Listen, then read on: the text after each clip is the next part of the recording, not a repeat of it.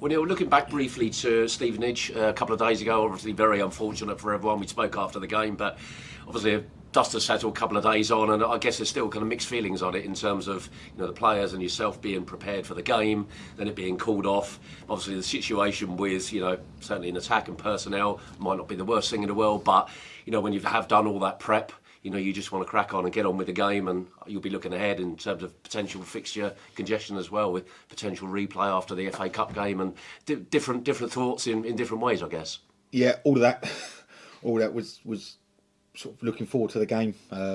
We saw it as a really good challenge after Oxford away, sort of a really different game of football, but against a really good side at the moment. So I was looking forward to it. When we got there and saw all the fans behind the goal, was like, oh, it's going to be a good atmosphere as well. So. And then when the lights went, it was a little bit like, ugh, a little bit flat. But you're right, like, you good at working our advantage. You never know. We played on the 22nd, then we played Boxing Day, played two good sides and played extremely well in both games.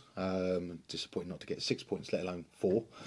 So having a rest and going into the game against Orient could work in our favour. You just never know. What I do know is the lads took it on the chin. They'd prepared correctly for Stevenage, was ready for the game. We can't control it. No one's in control of circuit breaking electricity. So we just get on with it. And what we've done is been able to focus on Orient an extra day early and prepare for the game. Obviously, before moving on to Orient, coming to the end of the calendar year and end of your first month in charge of the club in, back end of next week. What's your assessment of how things have gone so far? Are you happy with the progression? Obviously, it's been a bit of a whirlwind for you in terms of so many people to meet and things to digest, and the way you want to integrate yourself into the group. How do you feel it's gone? A lot's happened in a month. I've got to be honest. From coming in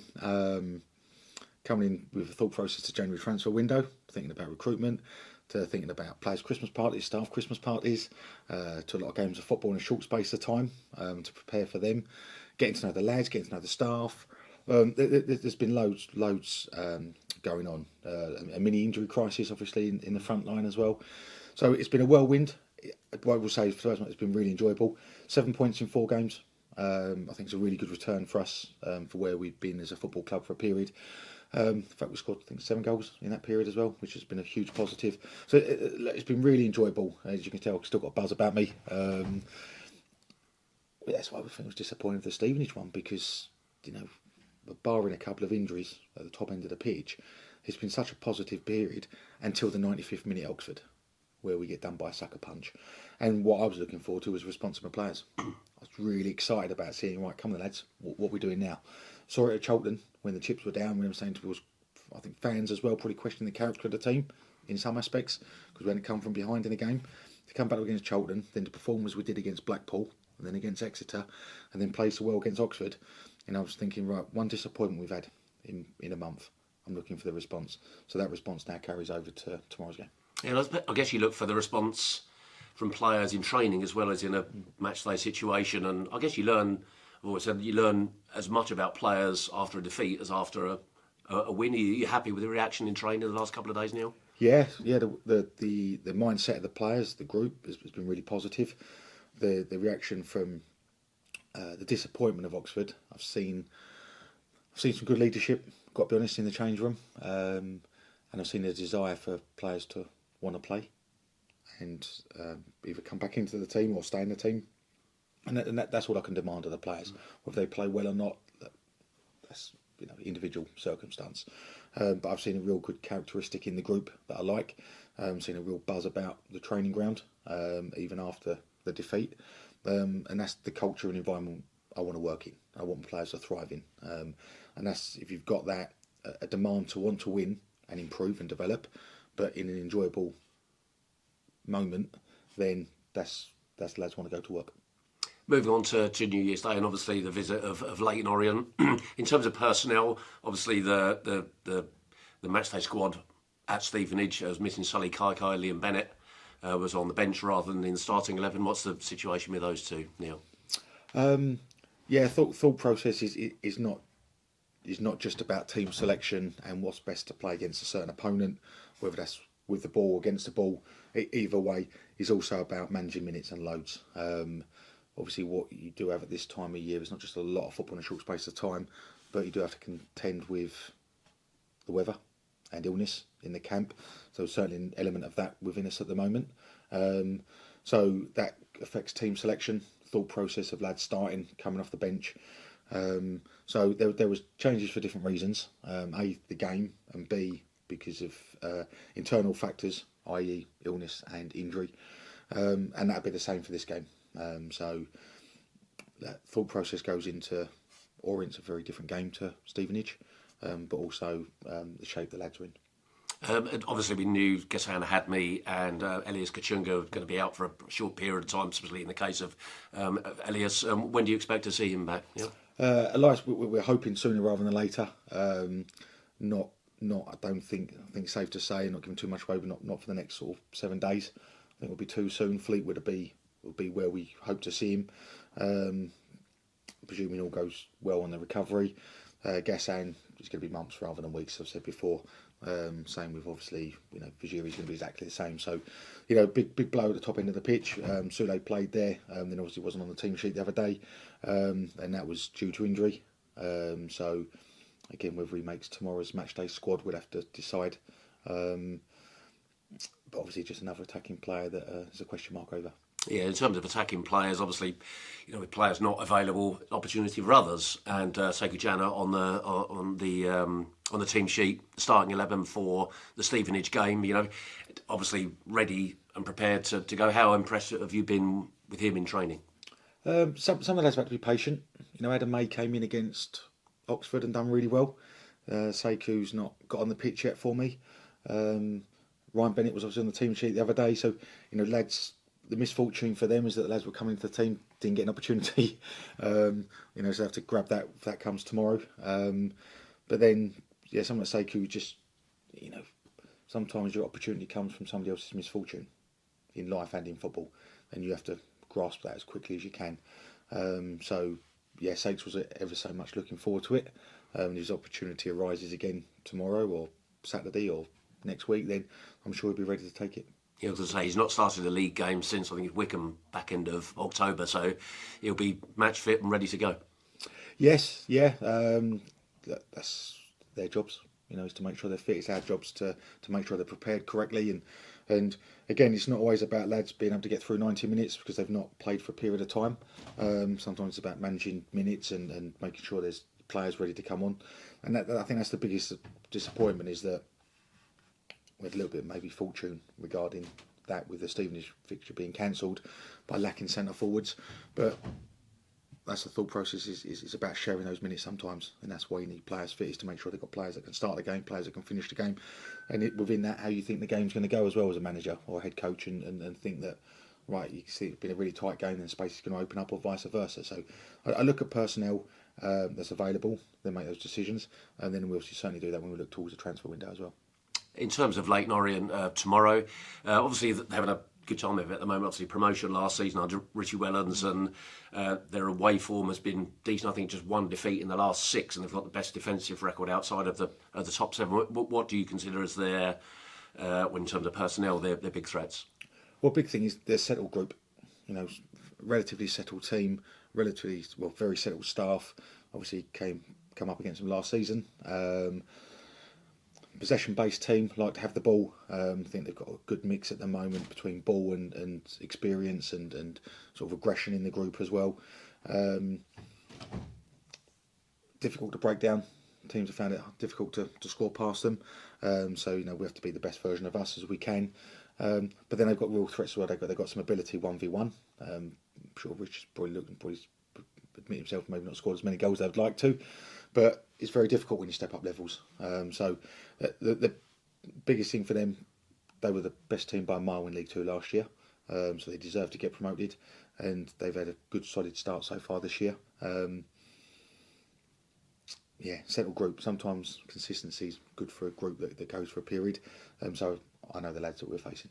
Obviously, the loss at Oxford, and obviously the game being postponed a couple of days ago up at the Lamex, and results elsewhere have kind of gone in your favour to an extent. When you came into the club, the there were people looking over their shoulders a little bit. The bottom four is not so much the case now. A win tomorrow could potentially see your side into the top half of the table. Is that a challenge for the players, or are you more looking for performances and application on the pitch? Look, you're lying if you say you don't look at the league table. As a coach, you do look at the league table, and you do look at where you're at and the improvements you've made and steps back you've unfortunately made.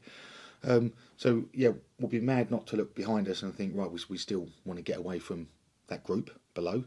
But we can also, we're in a position now we can look above, and that's credit to the players since they come in that have took messages on and just performed very, very well. Let's be honest. We look like a good side, and obviously we hope that continues. Now, big thing for me is points total. We're on 27 points. When I took over, 30 seemed a long way away. We're now one win away from it. We'd love to do that tomorrow night, but we have to respect the opponent in front of us. But to get to 30 points is the next hurdle. So I look at that. The next hurdle is 30 points, and we want to do that as quickly as possible. Once you get to 30, then becomes how quick we can get to 40. Because once you get to 40, you're almost there. We can really look what's above. Short term, mid term, long term. Short term is let's get to 30 as quickly as we can. Let's attack this January transfer window as quickly as we can as a football club. And then the mid term is going to be to get to 40 points. The long term is the end of the season, which seems a long way off at the moment. But obviously, aside of tomorrow's game, you just mentioned the January transfer window. Given the issues there are in terms of personnel at the top end of the pitch, how confident are you that you can get some business done early? I know it's never an easy thing. There's so many bits of the jigsaw that have got to fall into place, but you're hoping to get some business done early? Yeah, we'd love to. I've got to say, the board, Paul Barry, fantastic, absolutely fantastic. The no injury situation and look, brilliant. First person to know that we need to add and wants to add and wants to support. So we will. It's just not easy, as always. And as I can't praise the club highly enough for the support they want to offer. Ben Strang's now busy in the background with the recruitment team, supported by myself and the coaches to try and find the right personnel. We need to add to the top end of the pitch. Of course we do. We've got injuries in that position, so it's not a secret. And I'm not releasing any genius comments. We need to add centre forwards, and that's our plan. But there's a lot of teams looking for attacking players at the moment, and you can all have your best plans in place. You can have players lined up to come in, but as we found, you have 4 games in 10 days, or 3 for us, 4 games in 10 days, and you pick up injuries and illnesses, and the landscape changes for players that you might be taking, landscape changes for players that might be going out the building from us. So it really is reactive all the time, January.